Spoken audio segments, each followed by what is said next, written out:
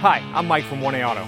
We've been selling auto parts for over 30 years. We're dedicated to delivering quality auto parts, expert customer service, fast and free shipping, all backed by our 100% satisfaction guarantee. So visit us at 1aauto.com, your trusted source for quality auto parts. In this video, we're going to be working with our 2006 Chrysler 300. We're going to show you how to remove and replace a rear-wheel drive wheel hub and bearing. This may be a little different on the all-wheel drive models. If you like this video, please click subscribe. We have a ton more information on this and many other vehicles. And if you want this part for your car, you can follow the link down in the description over to 1aauto.com. Here are the items you'll need for this repair.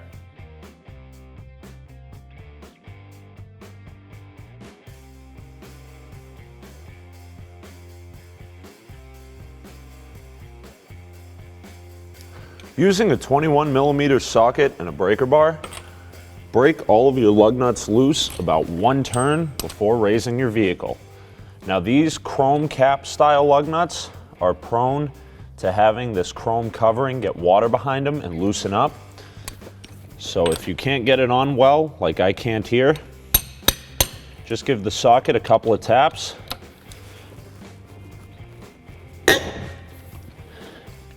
To make sure you get good contact when removing it. Now if these are really loose or you find a lot of them in poor condition like that, it's a good idea to change out all of your lug nuts. Raise and support your vehicle. We're using a lift to make it easier to show you what's going on, but this job can easily be done at home on a jack and jack stands. Finish removing your lug nuts. You should be able to do this by hand now. Remove the wheel and tire from the vehicle. Now this is an aluminum wheel on a steel hub, so you may have to work it back and forth a little bit to get it to free up. To remove our axle nut, we'll install a lug nut fully onto the threads here. We'll then install a large wrench. We're using a 22, but it doesn't have to be a 22 specifically. We'll use a lug nut to lock that one down too. We'll now lower our wrench onto the ground to keep it from rotating while we loosen our axle nut. So we'll remove our axle nut with our 32mm socket, breaker bar, and a cheater pipe.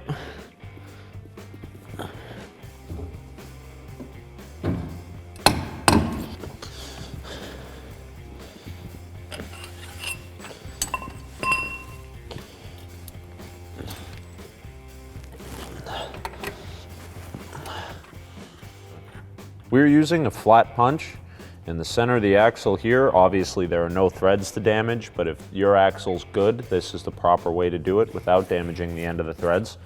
Place that into the divot in the center of the axle and tap the splines free of the hub.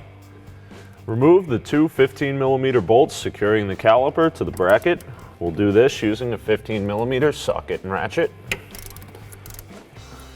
Now, in this case, our guide pin is rotating as well, so we'll grab a pair of pliers to hold that steady while we remove the bolt.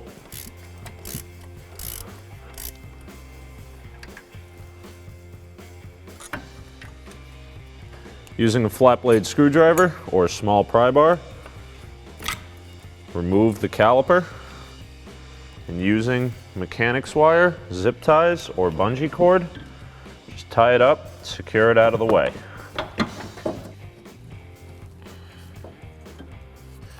Using that same screwdriver, remove the brake pads.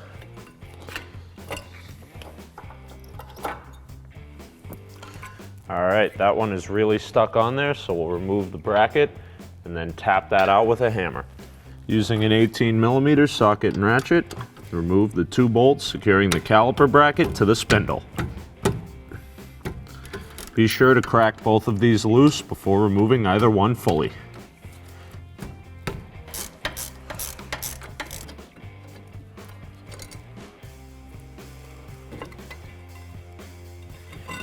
Remove the caliper bracket from the vehicle. Now around the ring of our rotor, we have some very heavy buildup. This is from dissimilar metals like the aluminum wheel being attached to these steel rotors and hubs for so long. So to try to make it a little easier to remove, we're going to use a small chisel and the hammer. Just try to break as much of that stuff out of the crease as we can so we aren't fighting it when we remove our rotor.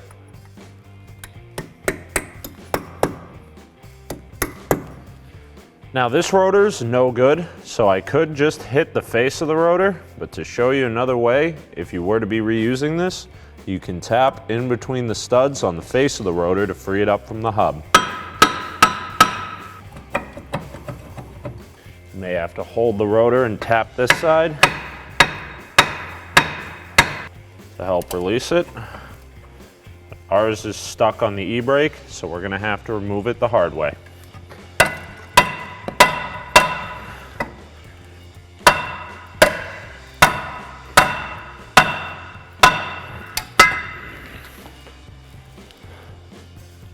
Remove the 4 E12 inverted Torx bolts securing the wheel bearing onto the back of the spindle.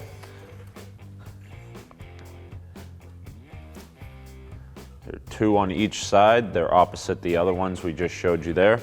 And the socket you'll need for this is called an inverted Torx.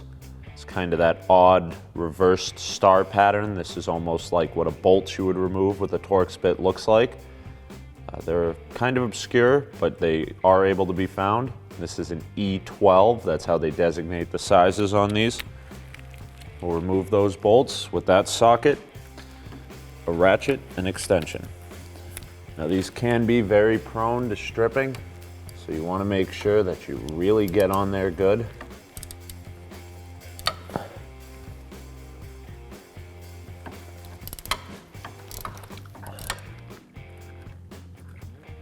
You can get a little better look at the bolt there and see exactly what we're talking about. You can see how thin these contact points are, which is why it's important you make sure that that socket is fully seated on there before trying to remove it. Otherwise, you'll just round the top edges off and crack them, and then they're a real pain to get out. Now, it may be helpful when you're trying to remove the bolt from the last couple of threads if you put your hand on the end of the CV axle, right where those threads come through, where we removed our nut, and push back on the axle. These do have some plunge to them, so you can push it in, give yourself a little more room. Now you may have a better variety of extensions, but we're in kind of a weird place here, so you really just gotta work it little by little in between that control arm and the shock, because it's probably more work than it's worth to remove either of these components and give you more swing room where this is working well enough. Sometimes you just got to be patient with hardware like this.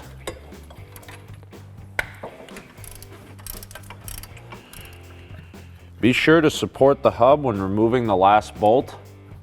Ours is pretty much falling right out. Now push against the end of the CV axle and carefully remove the hub, because it is behind the backing plate as well as the emergency brake hardware. We'll remove that from the vehicle, and just be careful because this is hanging from the cable over on this side, but it does still have some movement to it. You don't want to risk breaking anything. Here we have our old wheel bearing and hub assembly that we removed from our vehicle, and our new part from 1AAuto.com. As you can see, these parts are exactly the same, with the same center bore, same hub face. We have a new set of wheel studs on here in the same bolt pattern and same thread. We have the same splines down in the center here for where our axle shafts are going to engage to these hubs to turn our rear wheels. On the back side, you can see we have identical bearings on the actual hub and bearing assembly here, and we have the same 4-bolt mounting locations on the rear. A bad wheel bearing can cause some grinding noises when the vehicle is moving and can change as you turn left to right and weight is taken on and off of the bad bearing.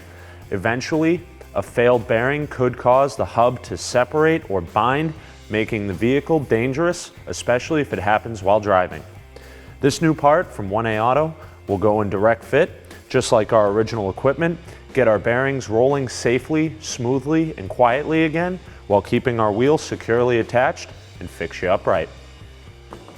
Install your new wheel bearing, being careful to line up the splines on the CV axle, as well as not hitting or damaging any of the e-brake components. If your e-brake spring gets stuck behind the hub, you should just be able to pull it around with a pick or a flat blade screwdriver and finish tapping it in.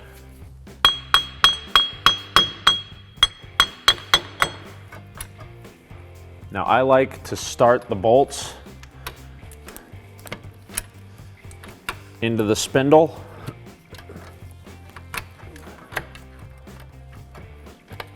and get one or two of them started a couple of threads before tightening anything down, just to make sure that my hub is aligned properly. Finish tightening down the hardware with your E12 inverted Torx socket, a ratchet, and the extensions you need to get onto the head of the bolt.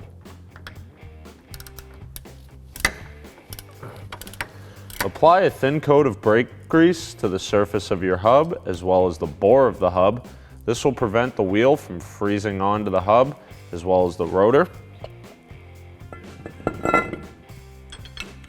If you have an old axle nut lying around, place it over a wheel stud. Start one of your lug nuts, just tighten that down. Tight as you can by hand, don't need to go crazy tight on there. What that's going to do is it's going to prevent your rotor from moving around too much while you install your brake caliper carrier, pads, and caliper. Reinstall your caliper carrier, as well as the two 18mm bolts. We'll just start by hand for now.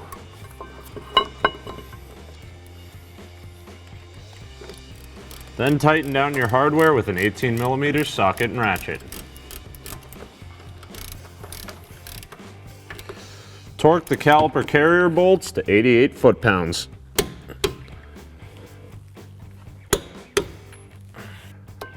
Install your brake pads into the shims in the caliper carrier. Apply a thin coat of brake grease to the backing plates of the brake pads. This will prevent them from seizing to the caliper. And then reinstall your caliper and your two guide pin bolts. Tighten the caliper pin bolts down with a 15mm socket and ratchet.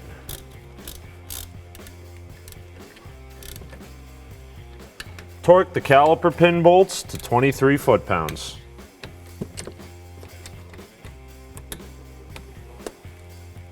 Remove the lug nut and axle nut from your hub if you use them. Reinstall your axle nut.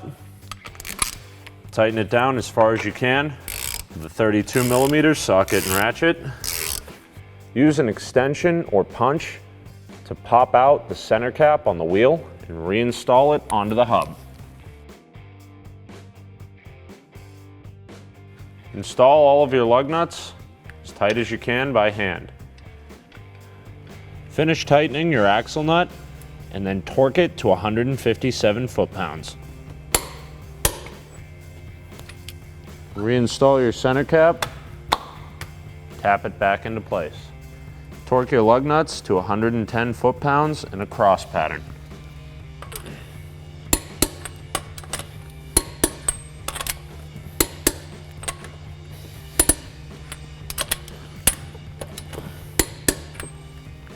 Thanks for watching.